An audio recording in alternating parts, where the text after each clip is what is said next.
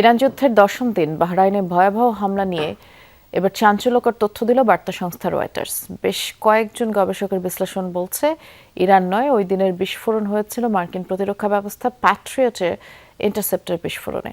অথচ শুরু থেকে এই হামলার দায় ইরানের উপর চাপিয়ে আসছে যুক্তরাষ্ট্র, বাহরাইন।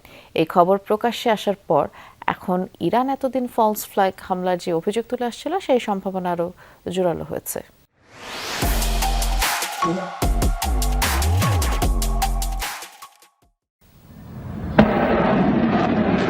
যুদ্ধের 10ম দিন ভোরবেলা দৃশ্য ছিল এটি। ব্যাপক বিস্ফোরণে কেঁপে ওঠে বাহরাইনের সিত্রা দ্বীপ। বেসামরিক স্থাপনায় হওয়া সে হামলায় আহত হয় কমপক্ষে 32 জন। 9 মার্চের হামলার জন্য শুরু থেকেই ইরানকে দায়ী করে আসছে যুক্তরাষ্ট্র ও বাহরাইন।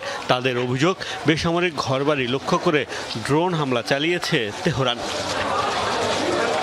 ইরানের বিরুদ্ধে বেসামরিকদের ওপর হামলার অভিযোগ তুললেও এর সপক্ষে কোনো প্রমাণ দেয়নি ওয়াশিংটন। এখন তথ্য উপাত্ত বলছে ভিন্ন কথা। গবেষকদের বিশ্লেষণ পর্যালোচনা করে বার্তা সংস্থা রয়টার্স দাবি করেছে, সেদিন ইরান হামলা চালায়নি, বরং মার্কিন প্রতিরক্ষা ব্যবস্থা প্যাট্রিয়ট সিস্টেম থেকে ছোড়া ক্ষেপণাস্ত্রের বিস্ফোরণ ঘটে। ইন্টারনেট থেকে পাওয়া দৃশ্য ও স্যাটেলাইট ইমেজ বিশ্লেষণে নেওয়া হয়েছে এই সিদ্ধান্ত। ইরানকে দায়ী করলেও এখন রয়টার্সের কাছে মানামা স্বীকার করেছে, সিত্রা দ্বীপের বিস্ফোরণের ঘটনায় যে একটি প্যাট্রিয়ট ক্ষেপণাস্ত্র জড়িত সেটি তারা অবগত। তবে এটি যুক্তরাষ্ট্র নাকি বাহরাইনের সেনারা ছুড়েছে সেটি জানাতে রাজি নয় মানামা সরকার।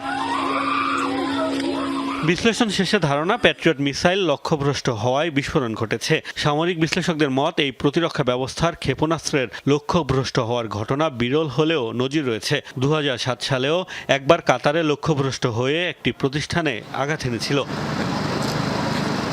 মার্কিন প্রতিষ্ঠান রেথিয়নের তৈরি প্যাট্রিয়ট মূলত ভূমি থেকে আকাশে নিক্ষেপযোগ্য ক্ষেপণাস্ত্র প্রতিরক্ষা ব্যবস্থা।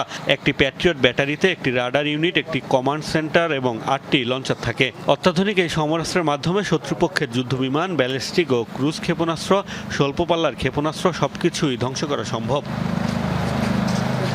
এদিকে তুরস্ক, আজারবাইজান সহ একাধিক স্থানে হামলার অভিযোগ অস্বীকার করেছে ইরান। তাদের দাবি, শত্রুরাই এসব হামলা চালিয়ে তাদের উপর দায় চাপিয়েছে।